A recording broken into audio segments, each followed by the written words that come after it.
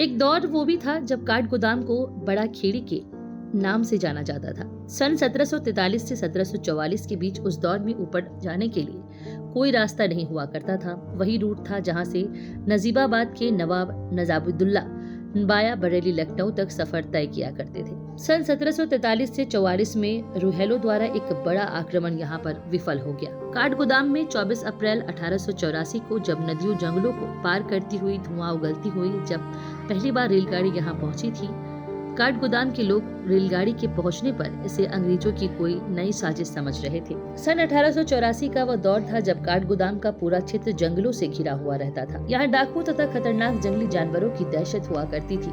हरे भरे जंगलों के बीच बसा काठगोदाम पहाड़ियों की तलहटी में बसा हुआ यह क्षेत्र प्राकृतिक सौंदर्य से परिपूर्ण ब्रिटिश अधिकारियों की तब पहली पसंद हुआ करता था। क्योंकि काठगोदाम पहले घना जंगल हुआ करता था, इसलिए अंग्रेजों ने भारतीय मजदूरों के साथ जंगलों को नष्ट करके काठगोदाम रेलवे स्टेशन की नींव रखी थी।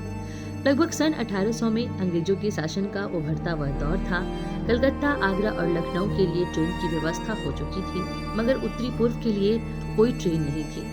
अंग्रेजों को पहाड़ों में भी व्यापार करना था और उनके कई कोशिशों के बावजूद रेलवे स्टेशन काठगोदाम तक ही मिल गया। क्योंकि यहाँ से आगे पहाड़ी क्षेत्र था, तब उन्होंने 1870 के दशक में ही पटरियों की नींव रख दी और उस दौर से लेकर आखिरी स्टेशन काठगोदाम तक ही है। कुमाऊं के प्रवेश द्वार के रूप में मशहूर काठगोदाम पर ब्रिटिश शासकों द्वारा कुमाऊं में कब्जा करने के बाद काठगोदाम अंग्रेजों के दृष्टिकोण से और भी महत्वपूर्ण बन गया था। उस दौर में पहाड़ों से कीमती लकड़ी लाने के लिए परिवहन का कोई साधन नहीं होता था। अंग्रेज भारतीय लोगों से लकड़ियों को नदियों के सहारे तक काठगोदाम पहुंचवाते थे, तब जाकर काठगोदाम से पूरे भारत में लकड़ियों के कारोबार को बल मिलता था। यदि आप भी कभी काठगोदाम आते हैं तो याद रखिए, काठगोदाम के निकट से खेड़ा सुल्तान नगरी के इस स्थान से कच्चा मार्ग जाता है। लगभग 2 किलोमीटर दूर वन मार्ग से चलने पर सुल्तान डाकू के क्षेत्र से होते हुए काली चौड़ मंदिर तक पहुंचते हैं। प्राकृतिक अपने विविध रूपों, छोटे छोटे नदियों, पहाड़ों और के बीच ऋषि आश्रमों तथा अध्यात्म का एहसास कराता है। काली चौड़ का मंदिर प्राचीन काल से ऋषि मुनियों की आराध्य और तपस्या का केंद्र रहा है।